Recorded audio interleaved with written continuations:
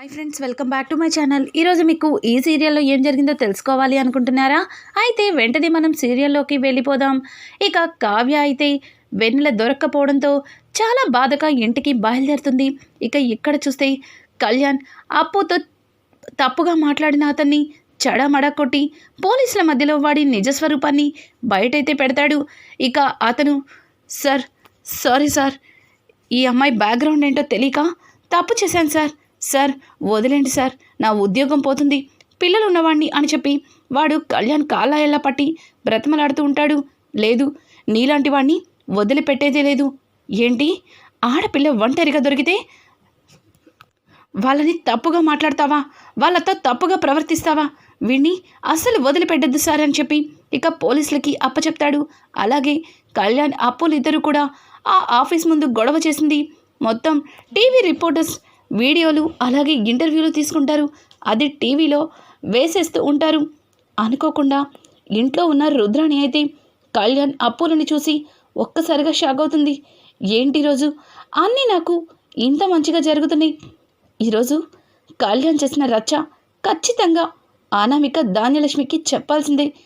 ఇంట్లో ప్రశాంతంగా ఉంటే ఈ రుద్రాణి కడుపు నిండా భోజనం ఎలా తింటుంది అని చెప్పి రుద్రాణి తన మనసులో అనుకుంటూ ఇక ధాన్యలక్ష్మి దగ్గరికి వెళ్తుంది. ధాన్యలక్ష్మి, నీ కొడుకు ఏం చేస్తున్నాడో చూసావా? ఒక్కసారి నాతో రా. అనామిక, నువ్వు కూడా అని చెప్పి ఇద్దరిని కిందకి తీసుకొచ్చి టీవీ అయితే ఆన్ చేస్తుంది. ఇక కళ్యాణ్ అప్పు నేసుకొని ఆ టీవీలో చేసిన గొడవలన్నీ చూస్తారు. అది చూసిన ధాన్యలక్ష్మి కోపంతో రగిలిపోతుంది. ఇక పక్కనే ఉన్న అనామిక అయితే, చూసారా అత్తయ్య, కళ్యాణ్ ఏం చేస్తున్నాడో?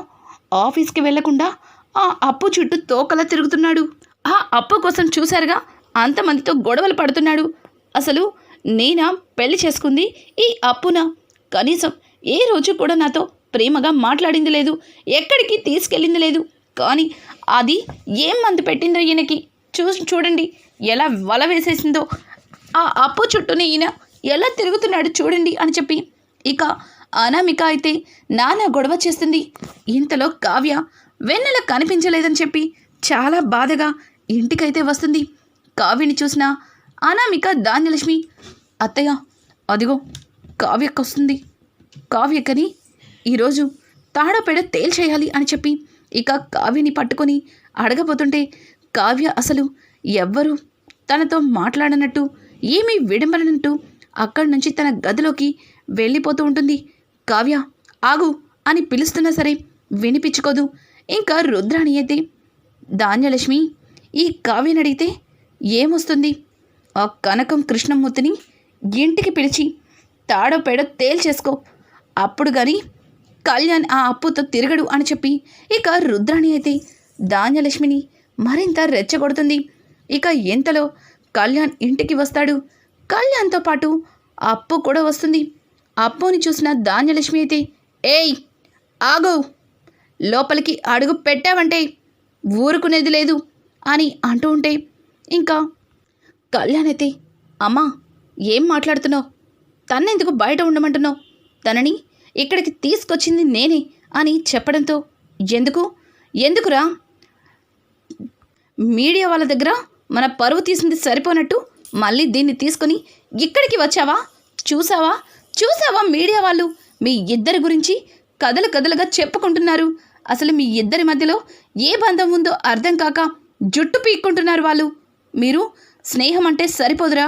నీకు పెళ్ళయింది, ఒక భార్య ఉంది, ఇప్పుడు ఇంకొక అమ్మాయితో తిరుగుతూ దాన్ని స్నేహం అని చెప్పి మమ్మల్ని నమ్మించినట్టు బయట జనాన్ని నమ్మించలేరు అని చెప్పి ఇక అని ధాన్యలక్ష్మి అయితే నానా గొడవ చేస్తుంది. ఇక అలాగే టీవీలో న్యూస్ చూసి కంగారుగా కనకం కృష్ణమూర్తి కూడా అక్కడికి వస్తారు. ఇక ఆ గొడవ చూసి కృష్ణమూర్తి అలాగే కనకం ఇద్దరు కూడా, అప్పు ఎందుకే ఇంకా ఇక్కడ ఇన్ని అవమానాలు పడుతూ ఇక్కడికి వచ్చావు? రా, మన ఇంటికి వెళ్ళిపోదాం అని చెప్పి కనకం ఏమీ మాట్లాడకుండా సైలెంట్గా అప్పు చెయ్యి పట్టుకుని ఇంటికి తీసుకెళ్ళిపోతుంటే, ఆగు కనకం ఆగు, నిన్నిక్కడికి పిలిపించింది నీ కూతుర్ని తీసుకెళ్తావని కాదు, నీ కూతురికి నీకు ఇద్దరికి కలిపి బుద్ధి చెప్పడానికి అని చెప్పడంతో, అమ్మ ధాన్యలక్ష్మి గారు, మీరు బుద్ధి చెప్పడానికి మేమేమీ తప్పులు చేయలేదు, నా కూతురు ఎటువంటిదో మాకు తెలుసు. మా కూతురు గురించి మీరేం మాకు జాగ్రత్తలు చెప్పక్కర్లేదు, ఇక బుద్ధులు చెప్పక్కర్లేదు అని చెప్పడంతో కనకం నీ కూతురు బరి తెగించింది. పెళ్ళైన నా కొడుకుతో ఎన్నిసార్లు చెప్పినా సరే అలాగే చెట్టా పట్టాలేసుకొని తిరుగుతుంది. నా కొడుకు కోడలు జీవితంలో ప్రతిసారి కూడా అడ్డుపడుతుంది. ఇంకొకసారి నీ కూతురు నా కొడుకుతో కనిపిస్తే ఊరుకునేదే లేదు అని చెప్పి ఇక ధాన్యలక్ష్మి అయితే చాలా పెద్ద గొడవే చేస్తుంది. ఆ మాటలకి కళ్యాణ్, అమ్మా ఎందుకు ఊరుకురికి నోరు పారేసుకుంటావు? ఇందులో వాళ్ళ తప్పేమీ లేదు. నేనే అప్పు కోసం వాళ్ళ ఇంటికి వెళ్ళాను. అనవసరంగా వాళ్ళ మీద ఇట్లాంటి మాటలు ఎందుకు మాట్లాడుతున్నావు అని చెప్పి కళ్యాణ్ అయితే ఇక ధాన్యలక్ష్మికి అడ్డం వస్తే రుద్రాణి, ఆగు కళ్యాణ్, నీకేమీ తెలీదు. వాళ్ళ ఇంటికి నిన్ను రప్పించుకునేలాగా చేస్తుంది ఈ కనకం. ఈ కనకం తెలివితేటలు ఆ మాత్రం తెలీదా ఏంటి? మన రాజ్కి స్వప్నని ఎలా ఎరగా వేసింది. అది కుదరకపోయేసరికి ఇదిగో ఈ కావ్యని ముసుగేసి మరి కూర్చోపెట్టింది. ఇప్పుడేమో నిన్ను పెళ్ళైనా కూడా వదిలిపెట్టడం లేదు అని అంటుంటే, రుద్రాణి గారు కొంచెం మాటలు జాగ్రత్తగా రానివ్వండి. మా అమ్మ తప్పే చేసింది, కానీ ఆ తప్పుని కంటిన్యూ చేసింది మా అమ్మ కాదు, మీరు. మా అక్కని ఆయనకిచ్చి పెళ్లి చేయాలనుకున్న మాట నిజమే, కానీ మీ కొడుకేం చేశాడు? మా అక్కని పీటల మీద నుంచి తీసుకెళ్ళిపోయి ఈ ఇంటి పరువుని తీయలేదు. అలాగే నన్ను ముసుగు వేసి పీటల మీద కూర్చోపెట్టి మీరు ఈ గొడవని మరింత పెద్దది చేయలేదు. పైగా మీరు అసలు ఏమీ చెయ్యనట్టు, ఏమీ తెలియనట్టు మా అమ్మ మీద నిందలు వేస్తున్నారు అని చెప్పి రుద్రాణి నోరు మోయిస్తుంది. కావ్య అయితే ఇక అనామిక దీనికి ఎన్నిసార్లు చెప్పినా సరే నా మగుడే కావాల్సి వస్తుంది. ఊర్లో ఎంతోమంది మగవాళ్ళు ఉన్నారు కదే, డబ్బున్న వాళ్ళు చాలామంది ఉన్నారు. వాళ్ళ వెంట తిరగచ్చు కదే. నా భర్తతో తిరగడానికి నీకు సిగ్గుగా లేదు? అయినా నిన్ననుకుని ఏం లాభం? నా మగుడికి కూడా బుద్ధి ఉండాలి. ఏం మందు పెట్టిందో, ఏం మాయ చేసిందో దాని చుట్టూ తిప్పుకుంటుంది అని చెప్పి అనామిక కూడా అప్పు కోసం చాలా తప్పుగా మాట్లాడుతుంది. అనామిక చూడు, ఇంకొకసారి అప్పు గురించి ఒక్క మాట అన్నా సరే ఊరుకునేది లేదు. అప్పుకి ఇందులో ఏమీ తెలీదు. నేనే అప్పు కోసం వాళ్ళ ఇంటికి వెళ్ళాను. నా ప్రాణ స్నేహితురాలు బాధపడుతుంటే చూస్తూ ఉండలేక ఆ ఆఫీసర్ దగ్గరికి వెళ్ళి వాడి చెంప పగల కొట్టాను. వాడు చేస్తున్న అన్యాయాల్ని, తప్పుల్ని బయట జనాలకి తెలిసేలాగా మాట్లాడాను. అయినా సాటి ఆడపిల్ల జీవితం బాగుపడిందని సంతోషించకుండా ఇలా బాధపడేదాన్ని నిన్నే చూస్తున్నాను అని చెప్పి ఇక కళ్యాణితే అనామికకి చీవాట్లు పెడతాడు. చూసారా అత్తయ్య, చేసింది తప్పు. పైగా దాన్ని సమర్థించుకోవడం కోసం మీ అబ్బాయి ఎలా మాట్లాడుతున్నాడో దాన్ని వెనకేసుకొస్తున్నాడు. నేను మాట్లాడేది తప్పంటున్నాడు. అసలు ఇదంతా ఏంటత్తయ్య అని చెప్పి ఇక అనామిక అయితే ధాన్యలక్ష్మితో చెప్తుంటే, ధాన్యలక్ష్మి, అనామిక నేను మాట్లాడతాను, కాస్త నువ్వు సైలెంట్గా ఉండు. చూడు కనకం, ఈ రోజు నుంచి చెప్తున్నాను, ఈ గొడవల్ని ఈ రోజుతో ఆపేయాలి. ఇక్కడితో ఈ గొడవ ముగిసిపోవాలి అని అనడంతో, అలా ముగిసిపోవాలంటే మమ్మల్ని ఏం చేయమంటారో చెప్పండమ్మా, చెప్పండి, మీరేం చెప్పినా చేస్తాం అని చెప్పి కనకం గట్టిగా మాట్లాడేసరికి, ఓ అయితే నీకు కూడా గొడవ పడ్డం ఇష్టం లేదన్నమాట. అవును, ఇష్టం లేదు కాబట్టే కదా మీరేం చెప్పినా చేస్తాను అని చెప్తున్నాను అని చెప్పడంతో ఇక ధాన్యలక్ష్మి అయితే నేను చెప్పేది విను. ఈ రోజు నుంచి ఈ దుగ్గిరాల కుటుంబానికి మీకు ఎటువంటి సంబంధం ఉండకూడదు, ఎటువంటి రాకపోకలు ఉండకూడదు. ఇంతటితో ఈ ఇంటికి మీకు ఉన్న సంబంధాన్ని తెగ్గొట్టుకోవాలి అని చెప్పడంతో ఒక్కసారిగా కనకం, కృష్ణమూర్తి కుటుంబ సభ్యులందరూ కూడా షాక్ అయిపోతారు. ఇక కావ్య అయితే, చిన్నత్తయ్య ఏం మాట్లాడుతున్నారు? ఈ దుగ్గిరాల కుటుంబంతో సంబంధాలు తెగ్గొట్టుకోవాలి అంటే దానికి అర్థం నన్ను అలాగే మా స్వప్నక్కని శాశ్వతంగా ఈ కుటుంబం నుంచి వెళ్ళిపోమని చెప్పడమే కదా అని అంటుంటే, అవును వెళ్ళిపోండి, మీ కుటుంబం మా దుగ్గిరాల కుటుంబాన్ని రోడ్డున పడేసింది, మా కుటుంబంలో వాళ్ళతో మా మా జీవితాలతో ఆడుకుంటున్నారు, ఏమంటూ ఈ కుటుంబంలో అడుగు పెట్టావో తల్లి, అన్నీ అన్నీ అశాంతులే అని చెప్పి ఇక ధాన్యలక్ష్మి అయితే కావ్యని ఇష్టం వచ్చినట్లు మాట్లాడుతుంది.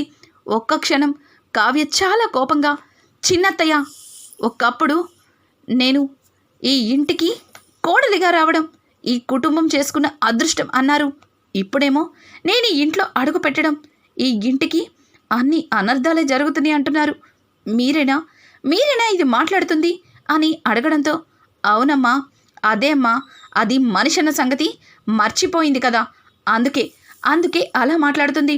ఒసే ధాన్యలక్ష్మి, ఏం మాట్లాడుతున్నావు? స్వప్నని కావ్యని ఇంట్లో నుంచి వెళ్ళిపోమని చెప్పడానికి నీకు ఎవరిచ్చారు ఈ అధికారం?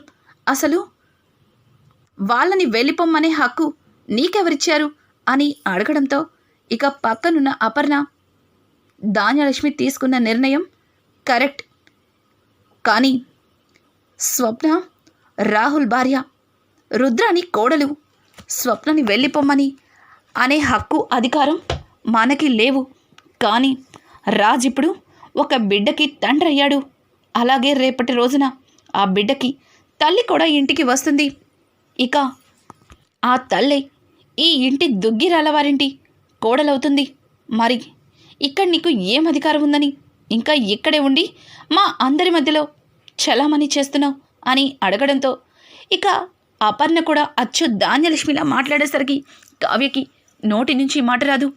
అత్తయ్య, ఇన్ని రోజులు కూడా నేనంటే ఇష్టం లేకపోయినా మీరు నీతి నిజాయితీ వీటన్నింటికి మారు పేరు అనుకున్నాను, కానీ మీరు కూడా చిన్నత్తయ్యతో కలిసి ఇలాంటి తప్పుడు నిర్ణయం తీసుకుంటారని అస్సలు అనుకోలేదు అని చెప్పి అపర్ణతో కావ్య అంటుంటే, అవును నేను తీసుకున్న నిర్ణయం నీకు తప్పనిపించచ్చు, కానీ నోటికి ముమ్మాట్లు నేను తీసుకున్నదే రైట్.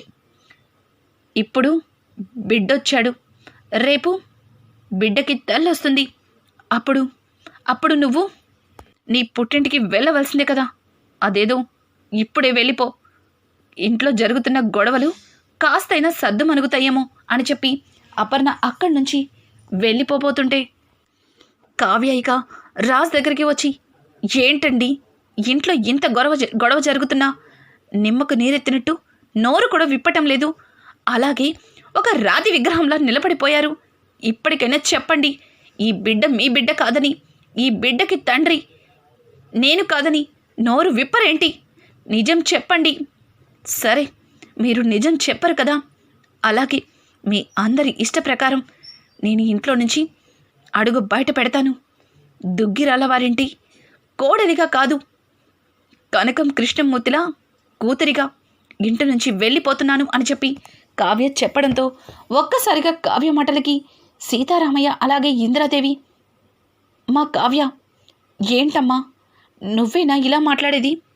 నీ భర్త ఏ తప్పు చెయ్యలేదని అందరూ ఎన్నో మాటలు అన్నా సరే నువ్వు మాత్రమే రాజ్ని నమ్మావు, కానీ ఇప్పుడు రాజ్ని నిందించి నువ్వు కూడా వెళ్ళిపోతున్నావా అని అడగడంతో, అవును అమ్మమ్మగారు, ఇక్కడ ఇంత గొడవ జరుగుతుంది, చిన్నత్తయ్య ఇంత పెద్ద నిర్ణయం తీసుకున్నారు, పైగా చిన్నత్తయ్య నిర్ణయానికి అత్తయ్య గారు కూడా ఒప్పుకున్నారు, ఇంకా ఇక్కడ నాకు ఏ స్థానం ఉందని ఈ ఇంట్లో ఉండాలి, ఈ రోజు నుంచి ఈ దుగ్గిరాల వారింటికి నాకు ఎటువంటి సంబంధం లేదు అని చెప్పి కావ్య ఇక వాళ్ళ అమ్మ నాన్నతో కలిసి అడుగు బయట పెట్టబోతుంటే ఇంతలో రాజ్, ఆగు కళావతి, ఆగు, నువ్వు బయటికి వెళ్ళొద్దు అని చెప్పడంతో, ఎందుకు ఇంకా ఇక్కడే ఉండి వీళ్ళందరితో పడుతున్న మాటల్ని పడమనా చెప్పండి అని అడగడంతో, లేదు, ఇక నుంచి నువ్వు ఎవ్వరితోనూ మాట పడనక్కర్లేదు, అలాగే నువ్వు ఎవ్వరికి తల వంచనక్కర్లేదు,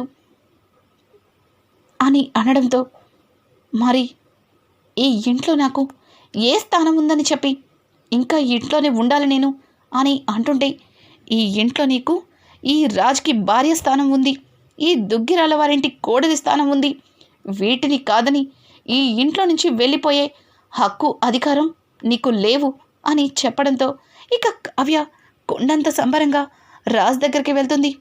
అయితే మరి ఈ బిడ్డ అని అడగడంతో, చెప్తాను, ఈ బిడ్డ ఎవరో చెప్తాను, ఖచ్చితంగా చెప్తాను, కానీ నిజం చెప్పేంతవరకు కాస్త నాకు టైం కావాలి, ఆ టైం వస్తే అంతా నీకు వివరంగా చెప్తాను అని చెప్పి రాజిక దగ్గరుండి కావ్యని బాబుని ఎత్తుకుని తన చెయ్యి పట్టుకుని లోపలికి తీసుకెళ్ళిపోతాడు. ఇక కనకమైతే, చూడండి ధాన్యలక్ష్మి గారు, ఈ రోజు నుంచి ఈ కుటుంబంలో నా 2 కూతుర్లని ఇచ్చినా సరే ఈ కుటుంబానికి మాకు ఎటువంటి సంబంధం లేదు, అలాగే మీ అబ్బాయి మా ఇంటికి రావడానికి వీల్లేదు, మా అమ్మాయితో మాట్లాడడానికి వీల్లేదు అని అంటుంటే ఇక కళ్యాణ్ అయితే, ఆంటీ మీరు కూడా వాళ్ళలాగే మాట్లాడుతున్నారేంటి, ఇంతవరకు మీరు మమ్మల్ని అర్థం చేసుకున్నారు అనుకున్నాను, కానీ మీరు కూడా మా అమ్మతో పాటు సమానంగా మాట్లాడుతున్నారు. అప్పు నేను ప్రాణ స్నేహితులం, మా ఇద్దరి స్నేహాన్ని ఎవ్వరూ విడగొట్టలేరు, మీరు ఎంతమంది ఏమన్నా సరే అప్పుతో మాట్లాడకుండా అప్పుని కలవకుండా నేను ఉండలేను అని అంటుంటే ఇక అనామిక అయితే అప్పునే పెళ్లి చేసుకోవాల్సింది, నన్నెందుకు పెళ్లి చేసుకున్నావు, నా మెడలో ఎందుకు తాళి కట్టావు, ఈ తాళిని ఇప్పుడే తీసేస్తాను, దీన్ని అప్పు మెడలో కట్టేసేయి అని చెప్పి ఇక అనామిక అంటుంటే ఆ మాటలకి ధాన్యలక్ష్మి, అమ్మ అనామిక ఏంటా మాటలు అని అంటుంటే, మరి ఏం చేయమంటారా ఆంటీ, చూసారుగా ఎలా మాట్లాడుతున్నాడో కళ్యాణ్, నాకంటే మీకంటే అందరికంటే కూడా ఆయనకి అప్పు అంటేనే ఇష్టమంట, ఏం మందు పెట్టావే నా భర్తకి, ఇలా నీ వలలో వేసుకున్నావు, అసలు నిన్ను అని చెప్పి వెంటనే పక్కనే ఉన్న ఫ్లవర్ వాజ్ని తీసి అప్పు మీదకి విసిరబోతుంటే కళ్యాణ్ అనామిక చెంప పగల కొడతాడు.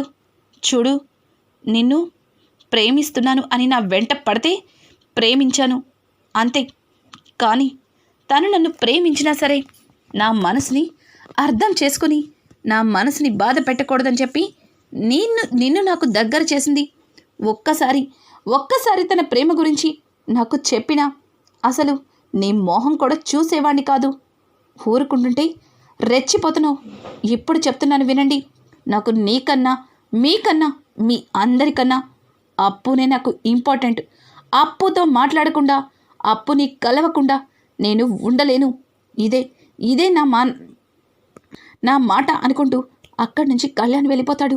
ఇక కనకం కూడా అప్పుని తీసుకుని అక్కడి నుంచి వెళ్ళిపోతుంది.